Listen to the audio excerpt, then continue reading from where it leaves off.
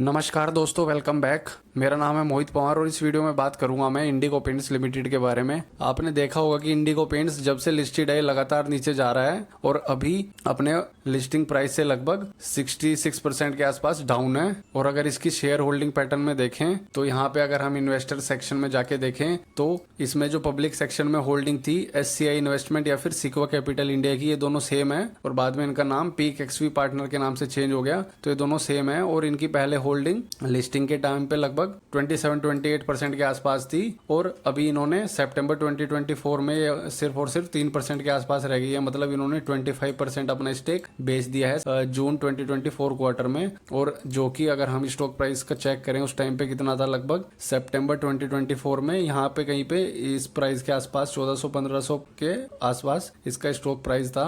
और अगर इसको देखें तो कितना इन्होंने लगभग लिस्टिंग प्राइस से 50% नीचे के प्राइस पे इन्होंने बेचा है। और सेम टाइम पे खरीदा किसने, अगर हम DI सेक्शन में देखें तो Nippon life India, HDFC small cap fund और ICICI प्रूडेंशियल और DSP फ्लेक्सी कैप फंड, इन्होंने ये सारी होल्डिंग खरीदी है। तो अब सवाल ये उठता है कि क्या सिक्वा ने या फिर जो पीक एक्सवी पार्टनर्स है इन्होंने क्या इसको लॉस में बेचा है, और जब DI ने खरीदा है तो इसका मतलब क्या है, क्या ये स्टॉक अब ऊपर जाएगा। सो इसको समझते हैं फुल क्लैरिटी के साथ इस वीडियो में। कंपनी का अगर हम ग्रोस मार्जिन देखें बाकी कंपनीज के कंपैरिजन में तो पूरे पेंट कंपनीज का जो एवरेज है वो लगभग 42.5 के आसपास है इस क्वार्टर का, और इंडिगो पेंट्स का 46.8%। शुरुआत से ये सबसे हाई ही रहा है क्वार्टर 1 फाइनेंशियल 24 से लेके अभी तक 8 क्वार्टर में सबको बीट कर रहा है ये। और सेम अगर हम बाकी पेंट कंपनीज से इसकी ग्रोथ को कंपेयर करें तो इसने लगातार पूरे इंडिगो पेंट्स ने पूरी इंडस्ट्री के नंबर्स को बीट किया लगातार आखिरी 2 साल में। और सेम चीज कंपनी अपनी कॉल में भी बता रही है that we continue as always to maintain the pole position in term of the gross margin in the industry which stood at 47.4%.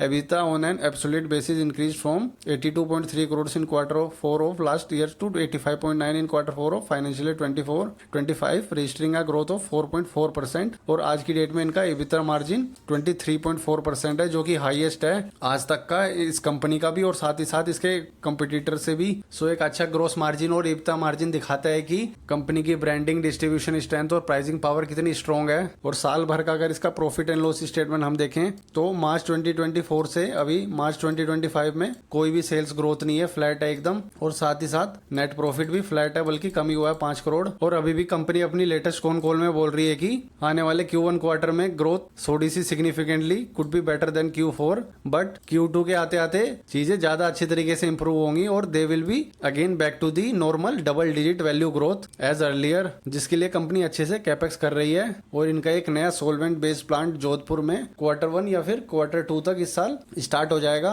और वाटर बेस्ड प्लांट भी Q3 फाइनेंशियल 26 तक चल जाएगा। और पुट्टी प्लांट का इनका जो एक्सपेंशन है वो भी इस Q1 के एंड तक कंप्लीट होने वाला है। और जो कि हम लोग साफ साफ देख भी सकते हैं इनकी बैलेंस शीट में, अभी कंपनी के करंट टोटल प्लांट्स और एसेट्स हैं 556 करोड़ के और 135 करोड़ के इनके और प्लांट्स और फिक्स्ड एसेट्स बढ़ने वाले हैं, जो कि इन्होंने अपनी कॉल में मेंशन किया है। सेम आज की डेट में कंपनी के पास खुद का 1000 करोड़ का रिजर्व्स है और डेट बिल्कुल नहीं है, लगभग 20 करोड़ की है सिर्फ। और टोटल आज की डेट में अगर कंपनी की पूरी नेटवर्थ निकालें तो टोटल एसेट्स इनके पास 1358 करोड़ के हैं। उसमें से अगर हम ये बोरोइंग माइनस कर दें आज की डेट में तो 1338 की आज की डेट में कंपनी की नेटवर्थ है। और कंपनी की अगर टोटल मार्केट कैप निकालें तो ये लगभग 5200 के आसपास, यानी कि अपने टोटल एसेट से 4 टाइम्स पे ये ट्रेड कर रही है। और अगर इसके पीयर का कंपैरिजन करूं मैं same Asian paints, Berger paints, Kansai Nerolac और एक्सो नोबल का, तो एशियन पेंट्स का अगर बैलेंस शीट में जाएं तो 30,000 के आज की डेट में एसेट है और माइनस अगर बोरोइंग करें आज की डेट में तो लगभग 28,000 के आज की डेट में कंपनी की नेटवर्थ है। और कंपनी ट्रेड हो रही है 2,16,000 पे, यानी कि लगभग 8 टाइम्स के अराउंड। सेम अगर बर्गर पेंट्स का निकालें तो बर्गर पेंट्स की आज की डेट में 9,000 के एसेट्स माइनस 670 करोड़ की डेट, यानी कि 8500 के आसपास की नेटवर्थ। और कंपनी ट्रेड हो रही है 66,000 पे, यानी कि लगभग सेम 7.5 के आसपास की। उसके बाद अगर हम कंसाइन एरोलैक का निकालें बैलेंस शीट में जाके 8,000 माइनस 200, लगभग 8,000 की नेटवर्थ। और कंपनी की मार्केट कैप है 20,000, यानी कि सिर्फ और सिर्फ 2.5 के आसपास, इसका इंडिगो से कम है। क्योंकि इस कंपनी की कुछ भी इस कंपनी में ग्रोथ नहीं है आखिरी कई सालों से, और ना ही कंपनी के फिक्स्ड एसेट्स उस स्पीड से बढ़ रहे हैं आखिरी 5-6 सालों से, लगभग सेम है। तो इसलिए ये ज्यादा हाई प्राइस पे ट्रेड नहीं हो रही। उसके बाद अगर हम देखें लास्ट कंपनी एक्सो नोबल को, इसकी बैलेंस शीट में जाके 2900 करोड़ के total total asset minus borrowings, यानी कि लगभग 2850 के आसपास की नेटवर्थ, और कंपनी ट्रेड हो रही है लगभग 15,000 पे, यानी कि लगभग 5.3 की। तो कंसाइन एरोलॉग को छोड़ के सारे हायर प्राइस पे ट्रेड हो रही हैं इंडिगो पेंट से। और बाकी सब कंपनीज की अगर ग्रोथ देखें हम एक साल की, तो एशियन पेंट्स की लास्ट 1 ईयर की ग्रोथ नेगेटिव में है और प्रॉफिट बहुत ज़्यादा कम हुआ है। उसके बाद बर्गर पेंट्स का देखें तो इसकी भी सेल लगभग फ्लैट रही है और प्रॉफिट भी फ्लैट रहा है। कंसाइन एरोलैक का देखें तो इसका भी सेल्स फ्लैट रही है और प्रॉफिट भी कम हुआ है। उसके बाद एक्जो नोबल का देखें अगर, तो इसका प्रॉफिट एंड लॉस स्टेटमेंट में इसकी भी लगभग फ्लैट सेल्स हैं और फ्लैट ही इसका नेट प्रॉफिट है। यानी कि पूरे सेक्टर में ग्रोथ बहुत स्लो रही है लास्ट ईयर और पूरी इकोनॉमी में स्लो डाउन है बेसिकली। यानी कि कंज्यूमर के पास पैसा नहीं है पेंट को यूज करने के लिए। जितने पहले पेंट कराते थे उतने ही लोग पेंट करा रहे हैं, इसमें कोई ग्रोथ नहीं हुई है लास्ट 1 ईयर में। और अगर इंडिगो पेंट्स के हम लोग पूरे प्रॉफिट एंड लॉस स्टेटमेंट को एनालाइज करें आखिरी कुछ सालों के, तो 2014 से 2017 तक 3 साल में 1, 2, 3 साल में लगभग इसकी सेल्स 4.5 टाइम्स के आसपास बढ़ी थी। उसके बाद फिर आने वाले 3 साल में 1, 2, 3 लगभग 4 टाइम से भी ज्यादा बढ़ी। उसके बाद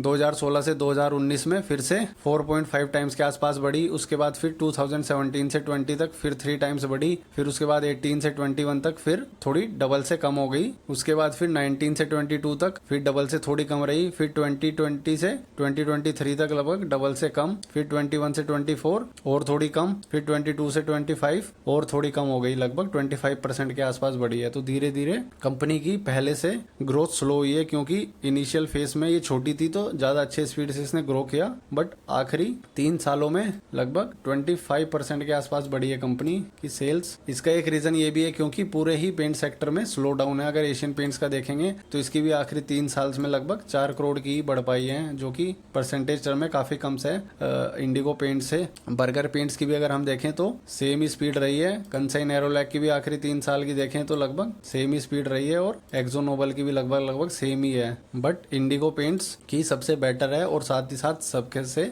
कम वैल्यूएशन पे ये ट्रेड हो रहा है। और स्लो डाउन के बाद भी अगर हम इसका क्वार्टरली रिजल्ट देखें तो कितना ही स्लो डाउन क्यों ना हो, अभी तक की सबसे हाईएस्ट सेल्स आई है इस लेटेस्ट क्वार्टर में 367 करोड़ की। और साथ ही साथ अभी तक का सबसे 57 करोड़ का हाईएस्ट प्रॉफिट आया है अभी तक का। और ऐसा नहीं है कि टैक्स कम दे के प्रॉफिट आया है, अभी तक का प्रॉफिट भी हाईएस्ट दे रहे हैं 27% का, जो कि पहले कुछ क्वार्टर में कम भी था। तो परफॉर्मेंस तो अभी जब से स्टॉक लिस्ट हुआ है आईपीओ के टाइम से अभी तक की नंबर के कंपैरिजन में देखें तो हम हाईएस्ट परफॉर्मेंस है in terms of profit. But अगर इसका चार्ट देखें तो ये अभी लोएस्ट एवर है, अभी तक का सबसे नीचे प्राइस पे चल रहा है। कंपनी का प्राइस टू अर्निंग देखें अगर हिस्टोरिकल पी से कंपेयर करके तो पी भी अभी तक का सबसे लोएस्ट चल रहा है 35.7 का, जो कि लिस्टिंग के टाइम पे लगभग 160 के आसपास था और काफी टाइम तक सेम प्राइस पे रहा। तो मतलब अगर स्टॉक प्राइस अभी भी हायर वैल्यूएशन पे है तो ये तो हमेशा से ही फिर हायर वैल्यूएशन पे रहा है, क्योंकि हाईएस्ट प्रॉफिट पे भी अगर ये लोवेस्ट एवर प्राइस पे ट्रेड करके भी सबसे हायर वैल्यूएशन पे है, तो ये तो अभी फिर जब लिस्ट हुआ था आईपीओ वाले प्राइस पे उससे अभी तक अगर कंटिन्यूअस डाउन जा रहा है तो इसका मतलब है या तो ये आईपीओ के टाइम पर बहुत ही ज्यादा ओवर वैल्यूड था और अभी सही प्राइस पे आया है। अगर आईपीओ के प्राइस पे इसका फेयरली वैल्यूड था ये, तो आज की डेट में तो ये अंडर वैल्यूड है उस हिसाब से। और अगर आईपीओ की डेट पे ये ओवर वैल्यूड था तो आज की डेट पे ये फेयरली वैल्यूड की कैटेगरी में आ गया है। और लिस्ट कब हुआ था ये, लगभग ये 11 फरवरी 2021 के आसपास लिस्ट हुआ था, यानी कि उस टाइम पे मार्च 2021 के ईयरली रिजल्ट के नंबर्स थे हमारे पास। उस टाइम पे 700 करोड़ की सेल थी और 71 करोड़ का प्रॉफिट था। और आज की डेट में लगभग डबल की सेल्स हो चुकी है और लगभग डबल का नेट प्रॉफिट हो चुका है। और स्टॉक प्राइस वहां से 67% डाउन है आईपीओ प्राइस से। और साथ ही साथ 4 साल का टाइम करेक्शन भी हो चुका है, लगभग 4 साढ़े 4 साल का टाइम करेक्शन भी हो चुका है। फरवरी 2021 से मई 2025 4.25 साल के आसपास का टाइम करेक्शन हो चुका है। तो सिंपली आज की डेट में इस शेयर में जो इन्वेस्टेड हैं उनमें से कोई भी प्रॉफिट में नहीं है, क्योंकि स्टॉक अपने ऑल टाइम लो पे चल रहा है। तो जो भी इसमें इन्वेस्टेड है सब लॉस में है। और अगर हम देखें तो कंपनी जब लिस्ट हुई थी 2021 के आसपास। उस टाइम अगर इनकी कैश फ्लो स्टेटमेंट में देखें कैश फ्रॉम फाइनेंसिंग एक्टिविटी तो मार्च 2021 में प्रोसीड्स फ्रॉम शेयर 300 करोड़। तो इन्होंने मार्केट में आईपीओ लाके स्टॉक मार्केट से 300 करोड़ का फंड रेज किया था और उससे अपनी जो भी इनिशियल शेयर होल्डिंग रही होगी उसको डाइल्यूट करा था और उसको डाइल्यूट करने के बाद प्रोमोटर पे 54% बची थी, एफआई पे 9% और डीआई ने 3% ली थी। और जो इसके ये इनिशियल इन्वेस्टर थे एसआई और सीक्वा यानी कि जो कि इसके वेंचर कैपिटलिस्ट होंगे उनके पास लगभग 27-28% के आसपास की होल्डिंग रही थी, यानी कि लगभग प्रोमोटर्स और वेंचर कैपिटलिस्ट वीसी के पास 80% के आसपास की होल्डिंग थी और 20% इन्होंने अपने डाइल्यूट करके स्टॉक मार्केट से 300 करोड़ के आसपास का पैसा रेज किया था। और अगर इनकी बैलेंस शीट में देखें तो इन्होंने क्यों रेज किया था, तो मार्च 2020 में कंपनी के पास खुद के 150 करोड़ के रिजर्व्स थे और बोरिंग 75 करोड़ की। तो जो मार्केट से पैसा आया वो इन्होंने अपनी रिजर्व्स में इनके ऐड हो गए, साथ ही साथ उससे इन्होंने अपनी डेट चुका दी और साथ ही साथ कुछ अपने फिक्स्ड एसेट बढ़ाए। और आने वाले टाइम में भी जो रिजर्व्स थे उनको अपने प्लांट और एसेट्स बनाने में यूटिलाइज किया, यानी कि सिंपली एक्सपेंशन के लिए इन्होंने मार्केट से फंड उठाया था। और यहाँ पे अगर आप देखोगे तो फिक्स्ड एसेट 2 साल पहले 265 करोड़ के थे और कैपिटल वर्क इन प्रोग्रेस 251 और पिछले साल 550 करोड़ के फिक्स्ड एसेट हो गए इनके और अभी भी 135 करोड़ से और ग्रो कर रहे हैं। तो लगातार कंपनी एक्सपेंशन कर रही है और क्योंकि मार्च 2024 में इनके फिक्स्ड एसेट डबल हो गए थे तो सेम असर इनकी प्रॉफिट एंड लॉस स्टेटमेंट पे भी दिखना चाहिए था, यानी कि मार्च 2024 के बाद यानी कि इस साल इनकी सेल्स अच्छे से बढ़नी चाहिए थी क्योंकि इनकी कैपेसिटी बढ़ चुकी है। बट क्योंकि ओवरऑल मार्केट में स्लो डाउन था तो इस वजह से अभी तक जो इन्होंने अपना एक्सपेंशन किया है उसका असर इनकी प्रॉफिट एंड लॉस स्टेटमेंट पे दिखा नहीं है अभी तक। तो इसका सिंपली मतलब ये है कि कंपनी ने स्टॉक मार्केट में लिस्टिंग करके जो इसके ओनर और प्रमोटर थे उन्होंने 300 करोड़ का प्रॉफिट रेज किया 2021 में। और 2021 के बाद अगर अभी तक आप देखें तो उन्होंने शेयर से तो कुछ नहीं कमाया क्योंकि शेयर लगातार नीचे जा रहा है, बट उन्होंने कंपनी को कितना अर्न करके दिया है 2021 के बाद 22 में 84 करोड़ का प्रॉफिट, 23 में 132, 24 में 149 और 25 में 144 करोड़, यानी कि लगभग अभी तक 500 करोड़ कमा के दे दिया उन्होंने कंपनी को। और उनकी खुद की भी अगर प्रोमोटर की निकालें तो 54%, यानी कि 54% के हिसाब से लगभग 250 करोड़ के आसपास का तो इस प्रॉफिट में उनका भी हिस्सा है। बट अभी तक apart from the salary and dividend उन्होंने एज सच कुछ खास अर्न नहीं किया है और सारा का सारा कंपनी के ग्रोथ में लगा रहे हैं, एफर्ट्स जितने भी लगा रहे हैं। और उसी की बदौलत आखिरी 3 साल में डबल के लगभग जब से लिस्ट हुई है उसके बाद से डबल के लगभग रिजर्व्स कर लिए हैं और डबल से भी ज्यादा के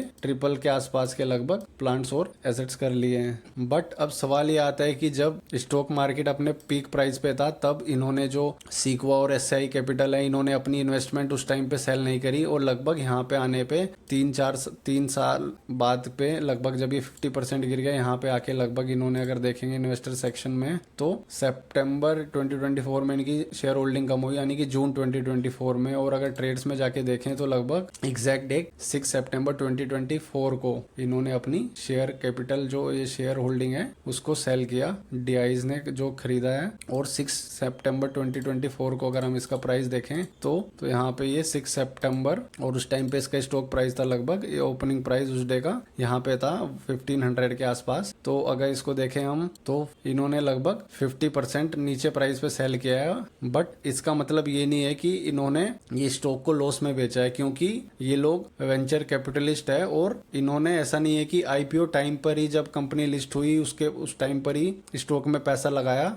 ये पहले से इसमें इन्वेस्टर थे, इनका मॉडल नॉर्मल इन्वेस्टर से थोड़ा अलग होता है। वेंचर कैपिटल या फिर प्राइवेट इक्विटी फंड बेसिकली इनका काम होता है स्टार्टअप या फिर अर्ली स्टेज में कंपनीज में इन्वेस्ट करना जब कंपनी बहुत छोटी होती है। और इनका प्लान होता है कि जब कंपनी आईपीओ में लिस्ट होगी उसके बाद उस टाइम पे एग्जिट कर लेंगे। तो आईपीओ के टाइम पे अपनी एग्जिट कर लेते हैं position most of the time, और अगर थोड़ी बहुत रह जाती है तो फिर कुछ सालों में धीरे धीरे एग्जिट करते हैं। और बेसिकली इनका टिपिकल होल्डिंग पीरियड 5 से 7 साल के आसपास का होता है। तो हो सकता है यहाँ पे सितंबर 2024 के आसपास आगे इनका जो ऑलरेडी होल्डिंग पीरियड था वो कंप्लीट हो चुका हो। तो यहाँ पे चाहे प्रॉफिट हो या थोड़ा कम प्रॉफिट हो उन्हें एग्जिट करना ही होता है क्योंकि उनको जो अपने उनके इन्वेस्टर होते हैं जिन्होंने पैसा लगाया होता है उनको वापस देना होता है पैसा। क्योंकि अक्सर लोग सोच लेते हैं कि पी और जो ये प्राइवेट इक्विटी और वेंचर कैपिटलिस्ट का फंड होता है वो पैसा उन्हीं का होता है, बट ऐसा नहीं है। असल में वो दूसरों को पैसे को इन्वेस्ट करते हैं। इनके पास जो फंड होता होता है वो बेसिकली या तो कोई पेंशन कंपनी का फंड, कोई इंश्योरेंस कंपनी का फंड, या फिर कोई वेल्थ फंड जो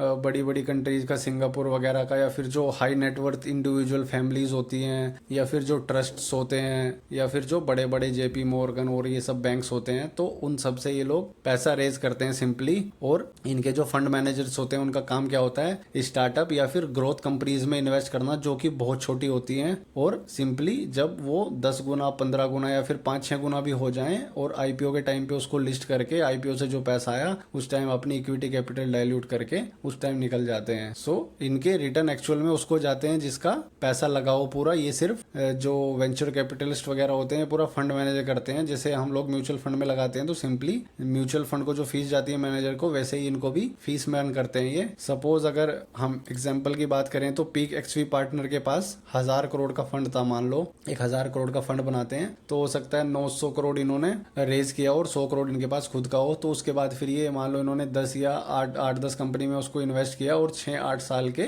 पर्सपेक्टिव से, और मान लो जो वो 1000 करोड़ लगाया उसको वो 6-8 साल में 2000 करोड़ हो गया। तो उसके बाद वो फिक्स टेन्योर होता है इनका, मान लो सपोज करो, तो वो अपने 6-8 साल में अपना 1000 का 2000 करोड़ करके उसको सेल करके निकल लेंगे। तो इसका मतलब ये है कि ये जो फंड है पीक एक्सवी, ये पहले ही लिस्टिंग के टाइम पे अपना अच्छा खासा रिटर्न ले चुका था, और अब इन्होंने जो इनकी बची खुशी होल्डिंग थी उसको भी लगभग सेल कर दिया, और सिर्फ और सिर्फ आज की डेट में 3% के आसपास कंपनी में अपनी होल्डिंग रखी है। तो मे भी हो सकता है कि जब स्टॉक 50% नीचे आ गया तभी इनको अपनी शेयर होल्डिंग एग्जिट करनी पड़ी, क्योंकि हो सकता है उसका टेन्योर जो इनका फंड का था वो कंप्लीट हो गया हो, या फिर कुछ और भी कारण हो सकता है। तो बट जरूरी नहीं है कि इनका लॉस हुआ हो, इनका ओवरऑल जो रिटर्न है वो पॉजिटिव में ही रहा होगा। तो अब सवाल ये आता है कि ये 6 सितंबर 2024 को डीआईज ने खरीदा है, और किस किसने, निप्पॉन लाइफ ने, एचडीएफसी स्मॉल कैप फंड ने और डीएसपी स्मॉल कैप फंड ने। तो सितंबर 2024 में अब होती है डीआईज की एंट्री, और लगभग 13-14% के आसपास इन्होंने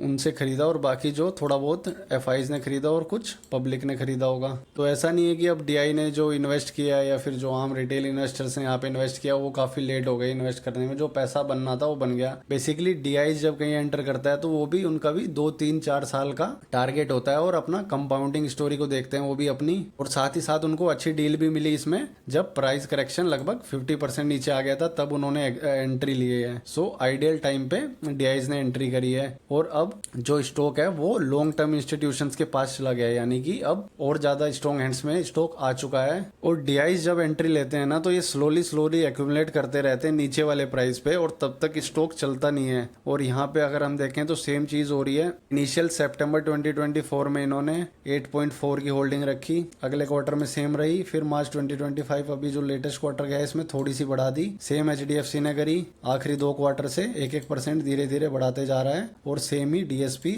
स्मॉल कैप फंड भी बढ़ाते जा रहा है। यानी कि ये लोग जब से इन्वेस्ट किया है उसके बाद से धीरे धीरे इसको नीचे वाले प्राइस पर ही एक्यूमुलेट कर रहे हैं, और जब इनकी डिजायर्ड क्वांटिटी एक्यूमुलेट हो जाएगी उसके बाद ये लोग इसको भगाना चालू करेंगे। और अगर अभी हम करंट प्राइस देखें स्टॉक का, इनके बाइंग प्राइस से भी लगभग ये 30% के आसपास अभी नीचे आ चुका है। तो सिंपल अगर इसकी कैलकुलेशन में आपको दिखाऊं तो डीआईज ने कितना इन्वेस्ट किया सितंबर 2024 में, 16.14 माइनस 10%, यानी कि लगभग 15% के आसपास डीआई ने इन्वेस्ट किया। और आज की डेट में कंपनी की टोटल मार्केट कैप है 5000 के आसपास, 5100। तो इसका 15% लगभग 780 करोड़ के आसपास की होल्डिंग वैल्यू निकलेगी। तो आज की डेट में इनकी होल्डिंग वैल्यू 780 करोड़ की है, और जिस टाइम पे इन्होंने खरीदा होगा उससे तो अभी ये 30% डाउन है। तो एक्चुअल में वैल्यू अभी 70% बची है। तो अगर 70% वैल्यू 780 करोड़ है, तो अगर हम चेक करें तो 70% वैल्यू अगर 780 करोड़ है तो 100% वैल्यू कितनी होगी जो इन्होंने इन्वेस्ट किया, उसको अगर हम 0.7 से डिवाइड करें तो लगभग इन्होंने 1100 करोड़ के आसपास की इन्वेस्टमेंट करी है इंडियाइज ने इस शेयर में, और आज की डेट में उसकी वैल्यू 780 करोड़ के आसपास रह गई है। यानी कि दिस माइनस 780 करोड़, तो लगभग आज की डेट में 334 करोड़ का लॉस है डीआईज का, जिस प्राइस पे उन्होंने इंडिगो पेंट्स को खरीदा हुआ है। तो 335 करोड़ का लॉस तो ये लोग अपने आप को होने नहीं देंगे डीआईज किसी की भी कीमत पे। तो सिंपली अगर मैं आपको बोलूं तो अभी जिस स्टॉक प्राइस पे ये लिस्ट कर रहा है 1080 का, तो यहाँ से ये 1500 तो श्योर शॉट जाना ही है, यानी कि लगभग 41% के आसपास तो ये जाएगा ही जाएगा। बट वो इसको अपनी अभी और ज्यादा धीरे धीरे लोअर प्राइस पे एक्यूमुलेट करेंगे, उसी के बाद इसको लेके जाएंगे। तो हो सकता है या तो उनकी डिजायर्ड क्वांटिटी एक्यूमुलेट हो गई हो या फिर अभी और होने वाली हो। अगर हम इनकी एंट्री डेट से अभी तक देखें तो लगभग 266 डेज यानी कि लगभग 9 मंथ्स तो ऑलरेडी हो चुके हैं। सो अभी भी स्टॉक उनकी बाइंग प्राइस से 30% नीचे आया है और ये मुझे नहीं लगता वो और इससे नीचे जाएगा, क्योंकि ऑलरेडी 30% नीचे है। और कितने नीचे होके आया ये, लगभग 39% नीचे होके आया है। तो इससे ज्यादा नीचे जाएगा तो लगभग 40-50% इनकी कैपिटल इरोड तो ये होने नहीं देंगे डीआईज अपनी इजीली। तो मुझे लगता है कहीं ना कहीं ये जो अभी इसका इंडिगो पेंट्स का प्राइस चल रहा है ये इसका हो सकता है यहाँ पे इसका बेस हो। सेम जब निफ्टी 50 मार्च 2023 में लोएस्ट पर था उस टाइम पर भी ये इससे नीचे नहीं गया था और अभी भी सेम लगभग उसी प्राइस के आसपास नीचे आ गया है यहाँ पे। तो अब मुझे नहीं लगता ये इससे नीचे जाएगा ज्यादा से ज्यादा, या तो फिर ये सेम प्राइस पर साइडवेज हो सकता है कुछ टाइम, या फिर जल्दी ये चलना शुरू कर सकता है। तो अभी अगर मैं ये डिलीट करता हूँ सारी चीजें, ये सारी चीजें डिलीट करके आज की डेट में अगर देखें तो इसमें मेरी स्ट्रेटेजी क्या रहेगी, यहाँ पर हम फिर से मार्क कर लेते हैं ये 1500 के आसपास का जो इनका डीआईज का प्राइस है। तो अगर मैं इसमें पहले से इन्वेस्टेड हूँ एक्स अमाउंट से और ये स्टॉक अभी नीचे चल रहा है, तो मैं अभी करंट स्टॉक प्राइस में सेम जो मेरा एक्स अमाउंट है सेम उतने ही अमाउंट की और इन्वेस्टमेंट करूंगा एक्स अमाउंट की, और उसका मेरा टारगेट होगा करंट प्राइस से जो डीआईज ने का बाइंग पॉइंट है, यानी कि लगभग 42% के आसपास। तो जब ये 1500 के आसपास पहुंचेगा तो ये जो मेरा एक्स अमाउंट इन्वेस्टेड है इसका मैं प्रॉफिट यहाँ पे बुक कर लूंगा। दूसरा जो मेरा एक्स अमाउंट जो पहले से ऑलरेडी इन्वेस्टेड है उसका मैं टारगेट रखूंगा इसका जो आईपीओ प्राइस का इसका all time high listing price था उसका, और जो इसका ऑल टाइम हाई प्राइस भी है सेम, क्योंकि ऐसा तो नहीं है कि डीआईज जो पैसा इन्वेस्ट किए हैं उसको सेम प्राइस पे आके उस लोग उससे एग्जिट करेंगे। ये लोग भी इसमें पैसा बनाने के लिए इन्वेस्ट करे हैं और इन्होंने लगभग 1100 करोड़ के आसपास का इन्वेस्टमेंट किया है। और इस स्टॉक की आज की डेट में अगर मार्केट कैप देखें तो 5000 करोड़, यानी कि सिर्फ और सिर्फ 1% पैसा अगर लगाएं सिर्फ और सिर्फ 50 करोड़,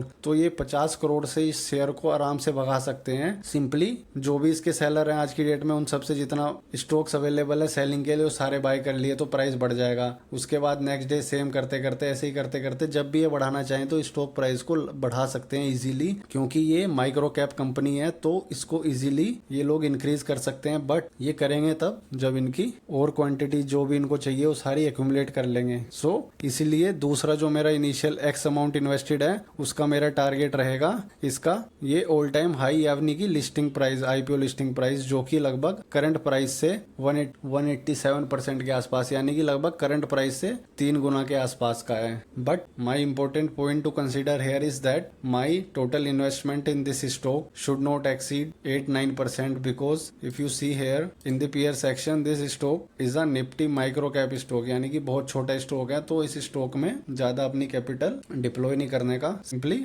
मैक्स टू मैक्स 8-9%, और वो अगर आने वाले 1-2 साल में 3 गुना हो गई तो उससे ज्यादा और क्या चाहिए। सो ये मेरा व्यू है इस स्टॉक को लेके, और ये कोई बाय और सेल रिकमेंडेशन नहीं है आपके लिए। मैंने शेयर किया आपके साथ कि मैं कैसे स्टॉक को स्टडी करता हूँ, क्या क्या मेरे पॉइंट्स रहते हैं इन्वेस्टमेंट से पहले। तो कोई भी स्टॉक को आप सेम तरीके से एनालाइज कर सकते हैं। और अगर आप सोच रहे हैं कि इस पेंट सेक्टर में नई कंपनीज भी आ गई हैं, बिरला ओपस या फिर JSW पेंट्स, तो वो सब कंपनी के सामने ये कहाँ टिक पाएगी, वो सब इसको खत्म कर देंगे। तो ऐसा नहीं होता है, क्योंकि ये कंपनी अगर अच्छे से ग्रो कर रही है तो आने वाले टाइम में भी अच्छे से ग्रो कर सकती है। अगर ज्यादा से ज्यादा ये होगा, अगर जो बड़ी company Asian paints, Birla opus, अगर उनको लगता है कि उनको ज्यादा फास्ट तरीके से ग्रो करना है तो मैक्स टू मैक्स वो लोग इस कंपनी को एक्वायर कर लेंगे, तो तब भी ये कंपनी स्ट्रॉन्ग हैंड्स में ही जाएगी। और कहीं ना कहीं इसका कंपटीशन खत्म करने के लिए अगर इसको एक्वायर करेंगे तो कहीं ना कहीं इसका हायर प्रीमियम प्राइस वो लोग पे करेंगे। तो एज अ इन्वेस्टर आपको दोनों ही केस में बेनिफिट होगा।